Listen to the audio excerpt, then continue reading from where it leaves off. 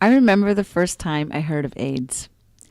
I was walking down the street with my mom and I saw a massive sign in black with white words: AIDS kills. I remember asking my mom, "What's AIDS?" She said, "Don't worry, it has nothing to do with you."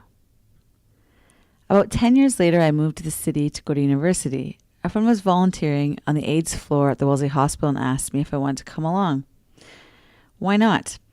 When I got there, I saw all of these people in their rooms dying alone. There were no antiretroviral drugs then.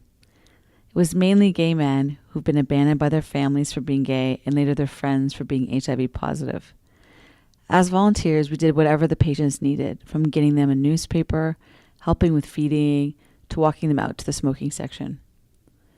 It was February when one of the patients asked me to take him to the smoking section. That's serious dedication when you're standing outside in the snow in your hospital gown. He was 19, and so was I. As we were chatting, he asked me, "Do you know what I do in the middle of the night?" I take my IV out, I put on my sweatpants, and I go to coffee time to read a newspaper and pretend I'm a normal person. 12 years later, I coordinated a project with HIV-positive women in Ontario in 5 cities. At every focus group, women asked me to come back because they loved having this chance to talk and share their stories. I'll never forget these stories. At one group, the lesbian, bisexual, and queer women's group, a woman told me when she was living in East Africa, she came out and her house was burnt down and her partner disappeared. She still doesn't know where her partner is today. Women told me that when they go to HIV-positive women's groups, they have to pretend they're straight to fit in.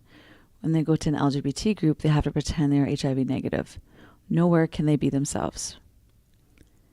People trusted me with their stories, hoping that sharing these intimate details of their lives would lead to action and change. I don't know where that 19-year-old young man from Wellesley Hospital is today, if he's still living, if he feels normal. I hope so, but I don't know. We still have so much to do to challenge stigma so people can be accepted for who they are.